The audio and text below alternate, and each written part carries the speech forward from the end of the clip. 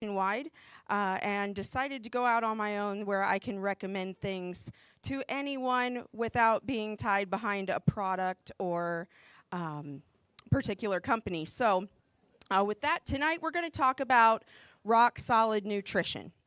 So, the goal is to help you better understand minerals for goats.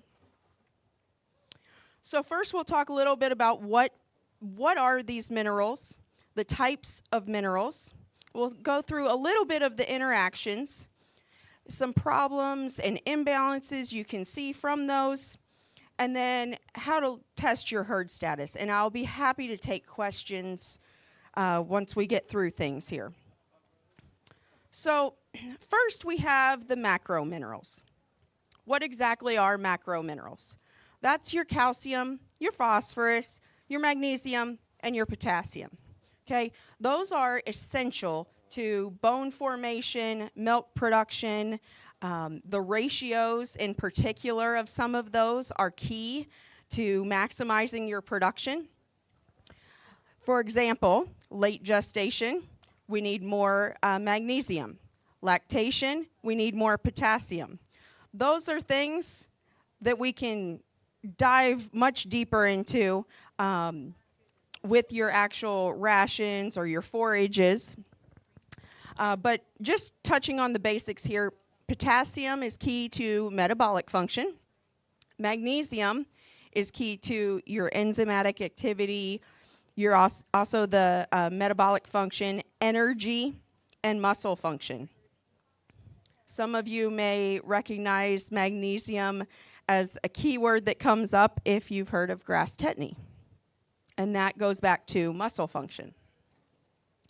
So when we look at some hay samples, maybe you've tested your forages, chances are the only thing you're going to see on a forage test in terms of minerals is the macro minerals, the calcium, phosphorus, magnesium, and potassium.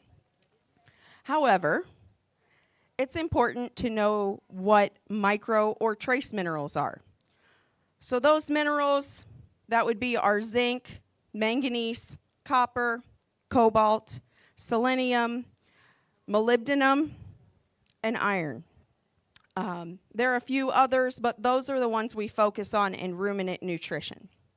Ruminant being animals that chew their cud, tonight specifically goats. All of these micro or trace minerals, they all work toward different things. Some of them help with blood clotting, others help with wound healing, metabolism, general cellular function, oxygen transport, immune system defense is the most popular topic when we talk about trace minerals. But those are things, trace minerals have not been studied as heavily as our macro minerals. And so that's why until probably 15, 20 years ago, you didn't hear as much about them. And when you look at some nutritional aspects, or especially a tag, most people dial in on those macro minerals.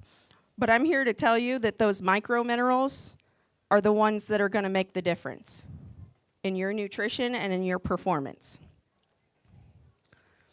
So I would love to show you this slide, but basically, as time increases, if we don't increase the trace mineral intake, we are decreasing immunity, growth, fertility, and then we get clinical signs of deficiencies if they aren't consuming those trace minerals over time. So basically what I'm telling you is they're essential to consistently have those minerals in place for immune function, reproductive function, hoof health, stress recovery. Maybe you took a buck or a doe to a sale. We need to make sure they have what they need to be able to recover from those stress periods. And keep in mind, trace minerals, that word trace, they really are tiny amounts. Super tiny amounts, but those tiny amounts are super important and go a very long way. So there are two classes of minerals, as I like to describe them. One would be your typical rock form. The other would be a class called organic trace minerals. I don't mean organic in the terms of organic farming. I mean that another word that would fall into place there is chelated minerals. These minerals are going to be absorbed as if they came from the plant, a feedstuff, or your hay, versus a rock form.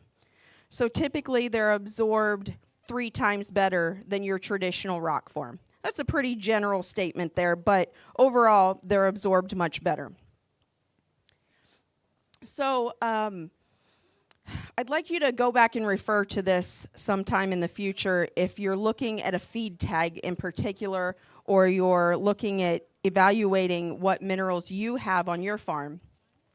So I have a list here of what minerals are absorbed the most versus the least. So the most absorbed trace minerals are going to end in proteinate, amino acid complex, then glycinate or propionate, maybe yeast. For example, selenium yeast versus sodium selenite. Which one's going to be absorbed better? Any guesses?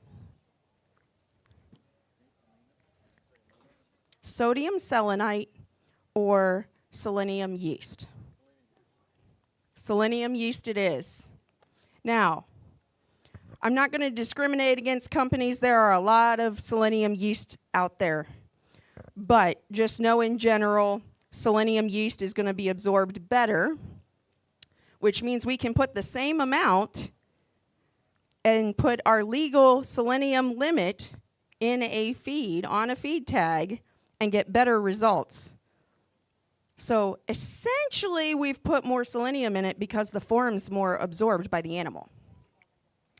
So your least absorbed products are going to be your rock form. Let's use zinc, for example. Zinc oxide, zinc sulfate. Those are not going to be absorbed as well as zinc proteinate or zinc amino acid complex. It's complicated. I'm happy to help. Feel free to ask me questions and I can help you work through them. So another chart on here that I have is about all the mineral interactions. It is a big ball of yarn or a spider web. Picture that with all of the minerals and trace minerals around the outside. One in particular that I like to point out is sulfur. Sulfur connects to 7 other minerals. So let's say you have high sulfur in your water. That may tie up, well, lead and sulfur work together. It may tie up selenium. It may tie up calcium. It might tie up copper. Do you have problems with rough hair coat or pigment issues? It could be tied to sulfur tying up your copper, even though you have enough copper in there. It's really complicated, okay? That's why myself, extension specialists, other nutritionists in the world, we went to school for a really long time, and we still look at this stuff daily because it's ever changing, and there's always a complex issue with minerals tying up other minerals. Sulfur also ties up zinc and molybdenum. So any of you that know the copper molybdenum situation, well, let's just add some sulfur in there and it just makes it even more complicated. So my point is, it's complex. Don't try to figure it out on your own. It will stress you out. It stresses me out some days. So mineral interactions usually lead to imbalances at some point. So some photos that I have here, one is of urinary calculi. Okay, we know if we get urinary calculi, we've got an imbalance of calcium and phosphorus, likely. Okay, there can be some other contributing factors. if they're dehydrated, genetics, multiple different things. But keep in mind that calcium and phosphorus is going to be the first place as a nutritionist or a veterinarian we're going to go look at. Then we have goiters. If you've seen a goiter, likely you're looking at some iodine issues. So we might have some iodine issues. If you see goiter there, there are other things that look like goiters, so I'm not going to get into that tonight, but just don't freak out if you think you have a goiter. Make sure you consult someone that has some experience with that. Another deficiency or imbalance that you might run into is grass tetany, also called hypomagnesia, for all those science folks out there. You often see this in the spring when grasses are growing very fast. Maybe the rain is coming fast and it's just growing faster than it can pull the magnesium out of the soil. That plant just can't work fast enough to get all those nutrients out, and so we end up with a magnesium deficiency. You might see stiff legs or staggering, tremors, thrashing while they're laying down. They might not be able to stand. Another time you might see this is after a drought. You get some drought relief, boom, those grasses start growing again, and let me tell you, the goats are loving it. But what we forget is that soil can't pull up, or that soil can't put enough nutrients fast enough into those grasses. Also, cereal grains, especially in the fall. So anytime you have some fast growth, basically, of grasses or cereal grains, keep an eye out for that. My best recommendation on grass tetany is prevent it, so you don't have to treat it. Prevention is key. Whenever you have a time period like this and you're grazing, my suggestion is always to first fill them up on hay before you send them out to grass. Or limit their grazing time and slowly extend it every couple days, okay? Prevent that. You don't want to deal with grass tetany, especially if you have more than one or two with it. Another imbalance we have is milk fever. Raise your hand if you had milk fever on your farm. Okay. Well, I know some of you are hiding it. In reality, chances are every one of us that's had a kid or a lamb born on our farm has had milk fever, at least in a subclinical case at some point. What it is an imbalance of calcium. Sometimes low magnesium comes into play. It's usually the last few weeks of gestation or early lactation. Now, you can do everything possible to try and prevent it and still end up with this. Anybody know why?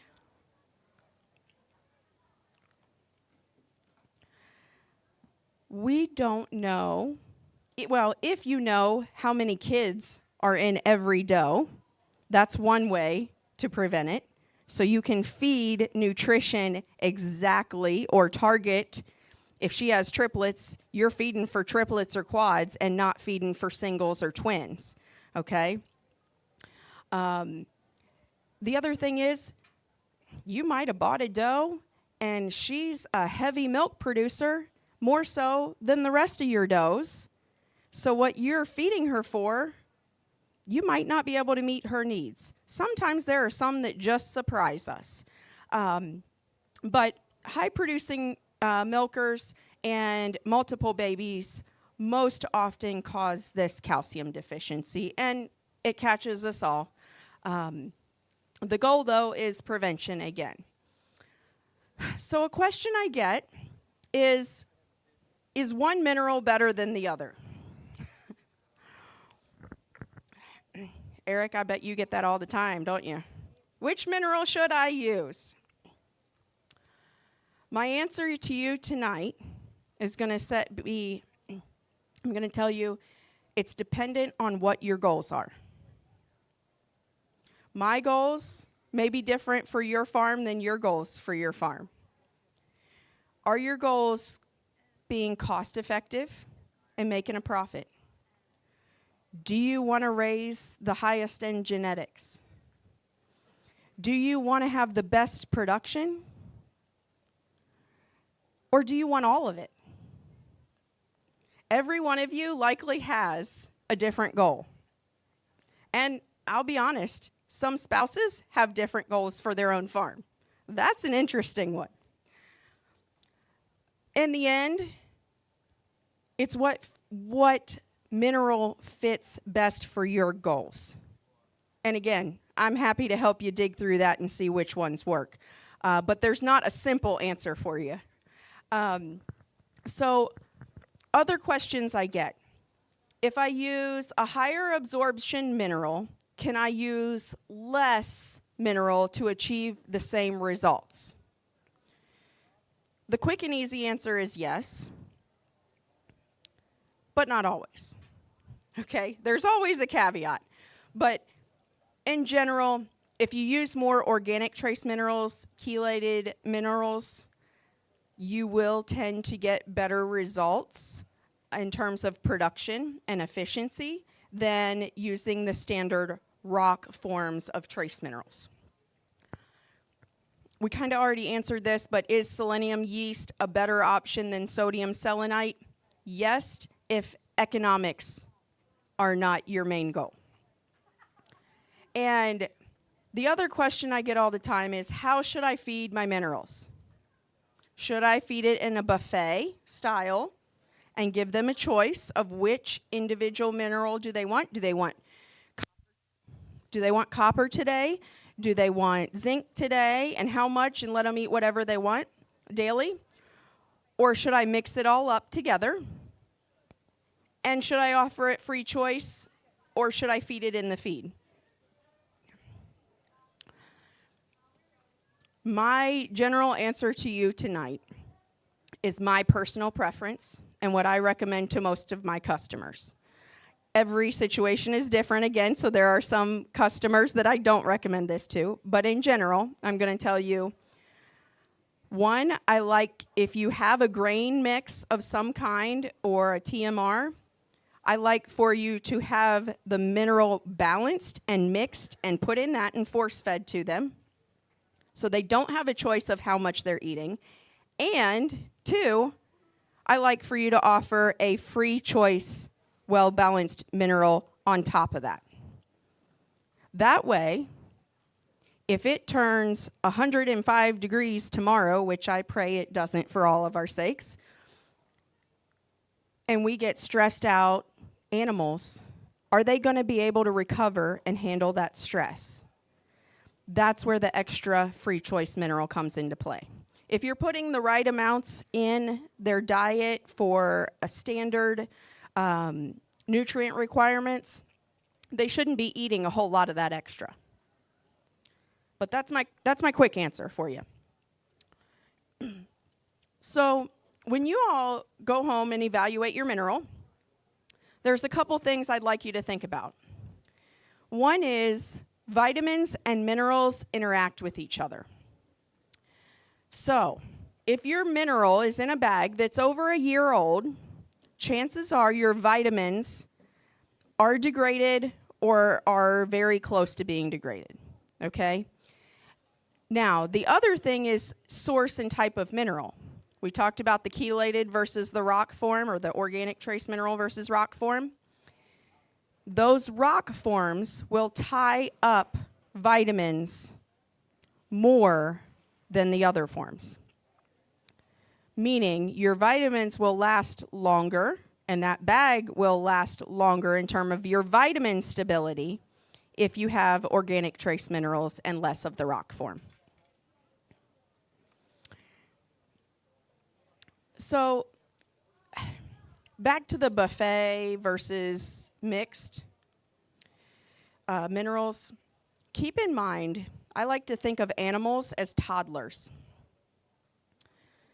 If you tell your toddler to eat broccoli and the meat and the fruit on their plate, but there is candy sitting right there at the table, or dessert, let's say ice cream. Are they really going to go for the fruit, the veggies, and the meat? No. They're going to go for the ice cream because that's what they want and that's what looks good. What looks good isn't always right for them. And have any of you tasted straight magnesium oxide? I hope not. Iron oxide? That's rust. Do you want to eat rust? Okay, yes, there's iron needed, so don't take that too far. But my point is, animals are like toddlers. They don't want to eat most often what they need. Hence, a balanced mineral and forcing it into them most of the time, but also offering a free choice option. Now, all of this is great if you know your nutrient requirements. So first off, you need to know your nutrient requirements for your animals. And I'll be honest, before I went to college, I was like, okay, so I feed them out of this bag, or I feed them this balanced mineral. I don't know. You aren't expected to know that as a producer. There are a lot of professional people out there that can help with that. There are a lot of resources for free, or you can pay somebody to do it. But the nutrient requirements are out there. They only work if you know accurately what you're putting into those calculators. So my first recommendation for you guys is, if you have stored forages, whether that be hay or another source of stored forage, go home and test it. Make sure you know what it is. It's going to vary from cutting to cutting, field to field, year to year. And if you've stored it over a year, you likely need to retest that again, because it's not going to test the same as it did a year ago. It's not going to digest the same as it did a year ago. So know what you have to deal with before you start putting numbers into a calculator. I do have a list of labs. If you all have questions, I can recommend labs to you. There are labs usually nationwide that can help, but some of your extension services also offer these services for free, maybe in a limited number of tests, but certainly seek that out. The other thing is water. How many of you have tested your water? A couple people. How many of you have smelled a rotten egg smell coming out of your water before?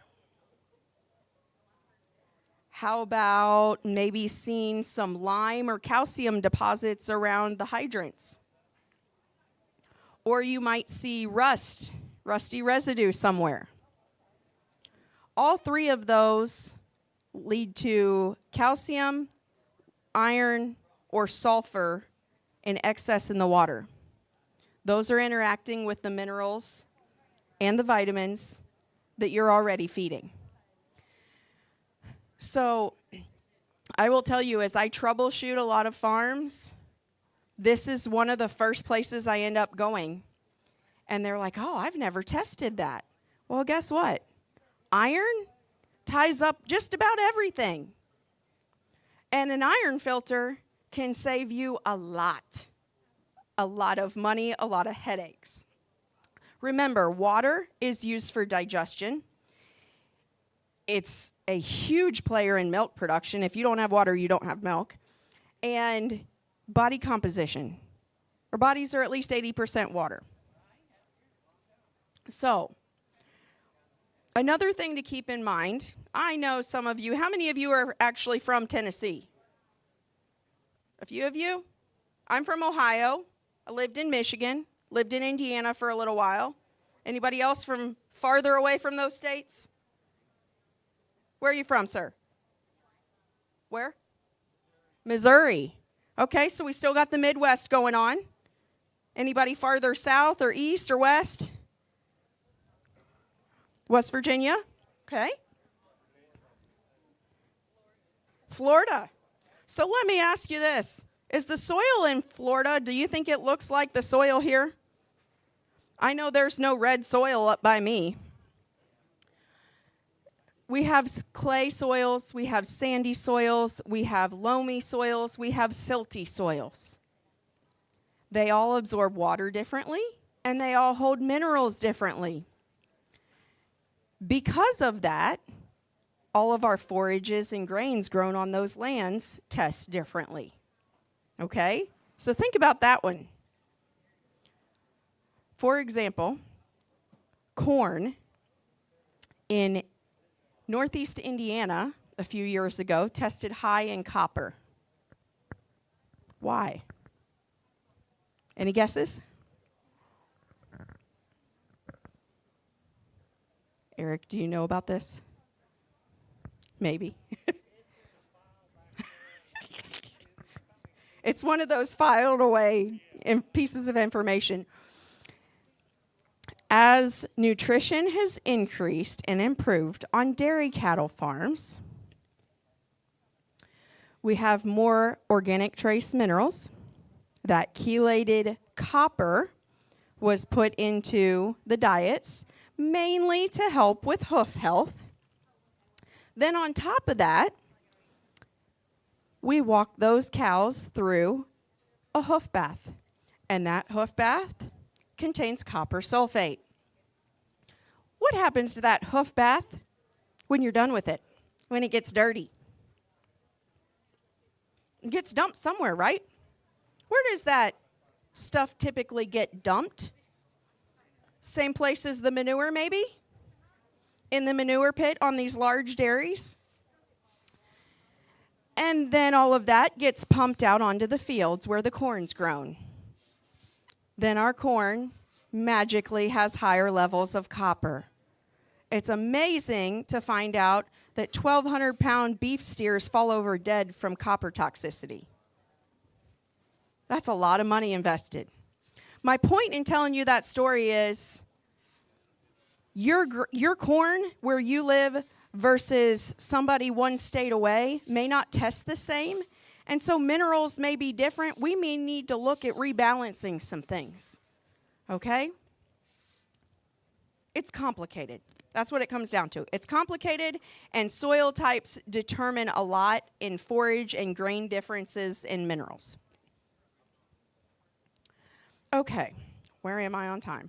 Okay. So I have some cards up here with my contact information, also my website, that is smallruminantconsulting.com. My email, take off the .com, add at gmail.com.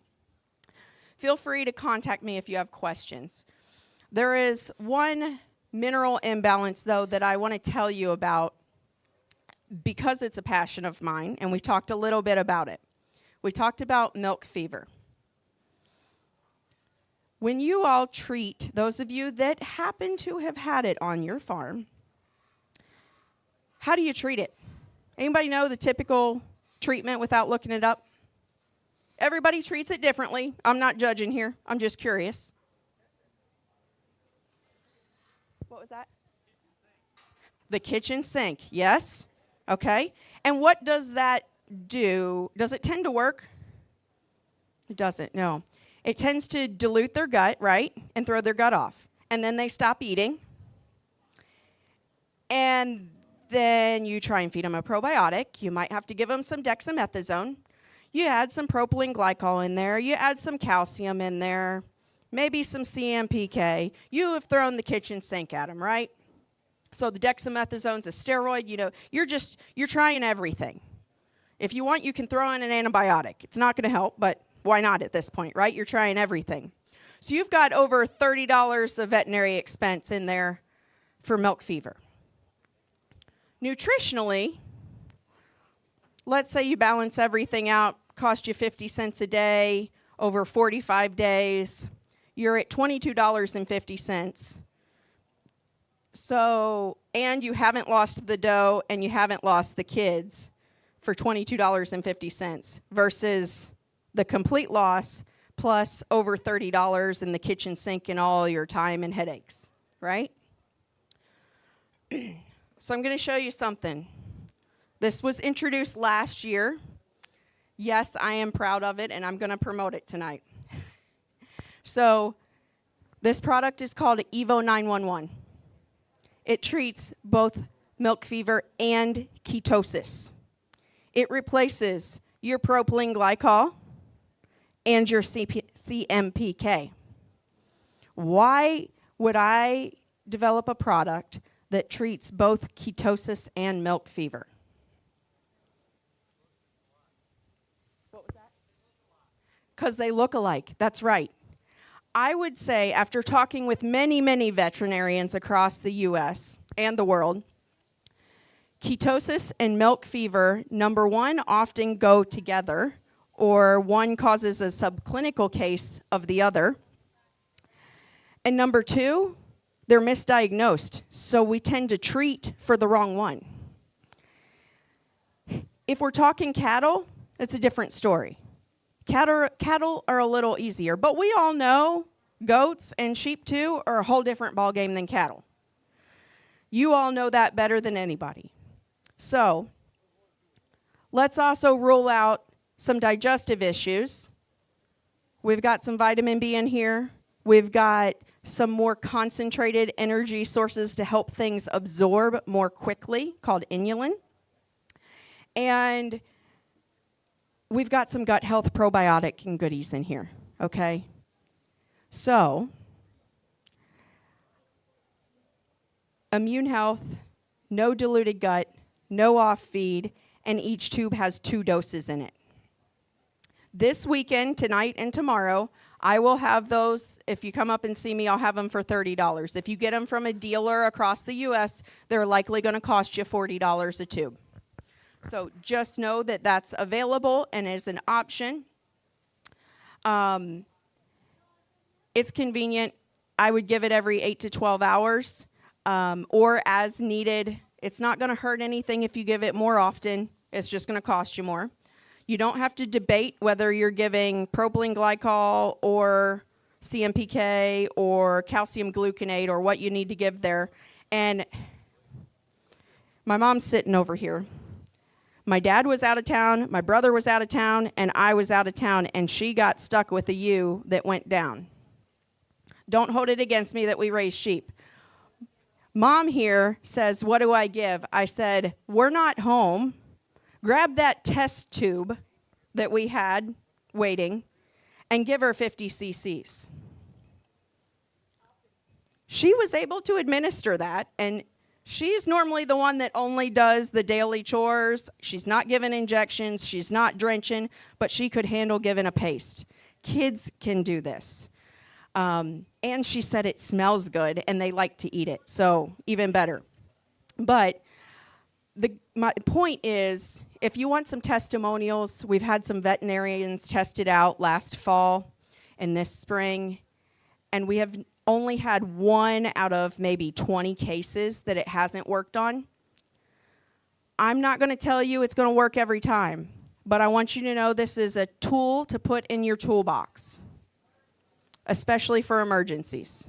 Is it going to work on every farm? Maybe not, but I want you to know about it.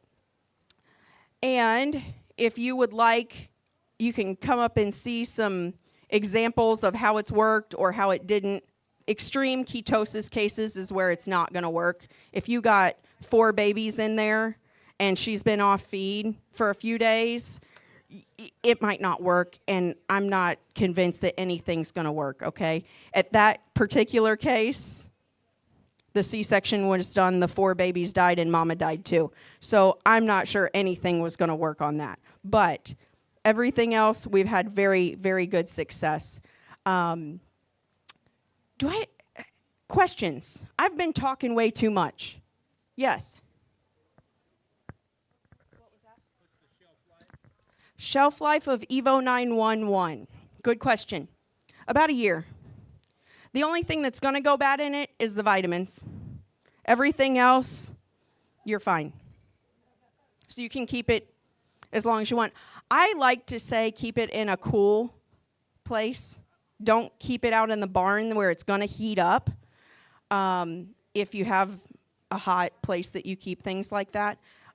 just because of stability and the oil. If there's a little bit of oil in there to make things mesh together, and it could separate in extreme heat. That's the only reason, though. Other questions? Mineral questions? Anything? I'm the only thing standing between you and that chicken or steak and all that goodness. I know you're ready to get to it. All right, guys. Thank you for your time. Thanks for listening. Come see me if you have questions. Call me. Reach out to me. Yes, ma'am. What do I think about kelp? What are you using it for? Because somebody told you it was a good idea, right? And they're shiny. That's a good point. I think it can be used for multiple reasons. Yes, it is a very good source of trace minerals, so you get your iodine there. You also can get some heat stress benefits from it. A little bit goes a long way, and not all kelp sources are created equal. So, I don't use it on my farm, but I know farms that do use it that I work with, and it has proven results. I think if it's working for you, go for it. And it's usually pretty cost effective. Yeah. Does that answer your question? Okay. Any other questions? Burning questions other than, is the food ready? Okay, it'll be about 15 minutes until food's ready. So, thanks for listening. Feel free to ask me questions. I'll be here most of the night, and I'm pretty sure the bar is open. So grab you a drink and come back to your seats, and maybe by then the food will be ready. Thank you.